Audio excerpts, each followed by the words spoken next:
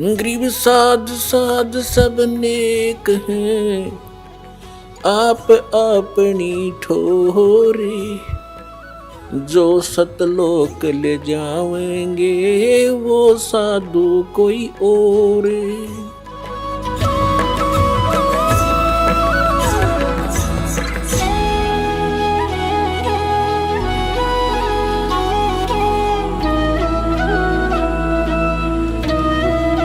परमपिता परमात्मा पूर्ण ब्रह्म सर्वश्रेष्ठी रचनहार कबीर परमेश्वर जी की असीम कृपा से आप जी ये सत्संग सुनने के लिए उपस्थित हुए।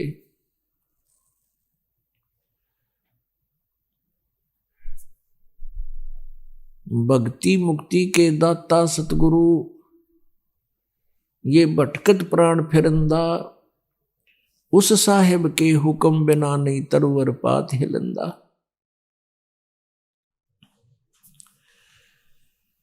परम पूज्य परमेश्वर कबीर देव जी, ये वो समर्थ भगवान हैं, वो समर्थ प्रभु हैं, जिसके हुक्म बिना एक पत्ता भी नहीं हिल सकता। उनकी रजा के बिना कोई भी प्राणी सत्संग में नहीं आ सकता। उनकी रजा कैसे हमारे ऊपर हो? परमात्मा आत्मा के साथी हैं, इस मन के नहीं।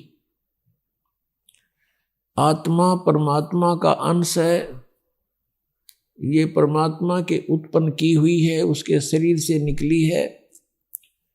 इस आत्मा का उससे विशेष लिंक है, विशेष संबंध है। जैसे माता को अपने पुत्र पुत्री कितने प्रिय होते हैं, ठीक इसी प्रकार उस परम पिता ने, जिसमें सभी गुण विद्यमान हैं, त्वमेव माता च पिता त्वमेव, त्वमेव बंधु च सखा त्वमेव, त्वमेव विद्या च द्रविणी त्वमेव, त्वमेव सर्वं मम देव देव। ये वो परमात्मा है जिसमें माता पिता मित्र और भाई के सभी गुण विद्यमान हैं।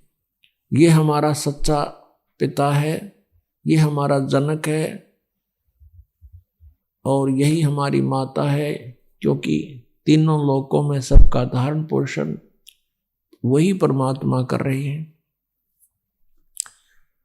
तो पुण्यात्माओं, हम अपने परमात्मा को भूलकर हम इन काल के, इन माया के भगवानों को याद करते रहे, पूजते रहे। अब उसकी रजा कैसे होगी? आत्मा जब रोती है परमात्मा को, ये मालिक उसके पास पहुंच जाता है। पुण्यात्माओं, आत्मा तो वैसे सबकी ही रोती है जब उस पे विशेष आपत्ति आ जाती है, अन्यथा ये मन के अधीन होकर के सारा जीवन वैसे ही बर्बाद कर जाता है। ये आत्मा बर्बाद कर जाती है अपने जीवन को। जब आप जी ने उपदेश ले लिया, आपका लिंक, आपका संबंध परमात्मा से विशेष तौर पर जुड़ गया। वैसे तो हम सभी भगवान की आत्माएं हैं, लेकिन जो उस मालिक से फिर से संबंध स्थापित कर लेती है, उसके ऊपर उसकी एक विशेष रजा बन जाती है। और फिर वो आत्मा सच्चे दिल से पुकारता है परमात्मा को, तो फिर उसकी रजा उस पर बनती है। और वो सत्संग में आने की रुचि नहीं करता है, संसारिक कार्यों को विशेष महत्व देता है, तो परमात्मा फिर उस पर रजा नहीं बख्शते। और उनकी रजा ना होने से हम यहाँ नहीं आ सकते। अपने आत्माओं, हम अपने पेट के लिए, एक रोजी रोटी के लिए सुबह से लेकर शाम तक और नाइट सर्विस में भी ओवर टाइम भी करते हैं। और जैसे किसान है, इसका तो कोई समय फिक्स नहीं, रात और दिन लगे रहते हैं।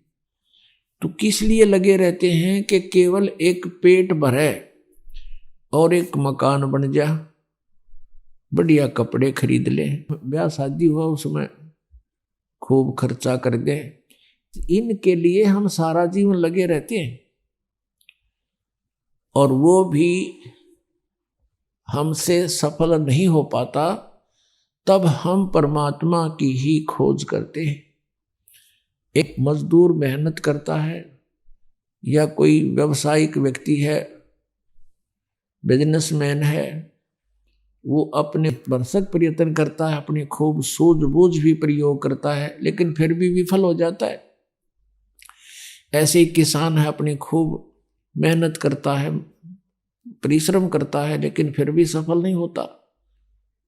कोई न कोई नुकसान हानि होती ही रहती है। तो फिर भी वो परमात्मा से ही अर्ज करता है लास्ट में। तो हम क्यों ना पहले भगवान से जुड़ जावें और उनके द्वारा दिए गए मार्ग पर हम लग जावें। क्या बताते हैं परमात्मा? दुख में सुमरण सब करें, सुख में करे न कोई। जय सुख में सुमरण करे तो दुख काहे को होवे। सुख में सुमरण किया नहीं, दुख में करते याद। कह कबीरता दास की ही कौन सुने फरियाद।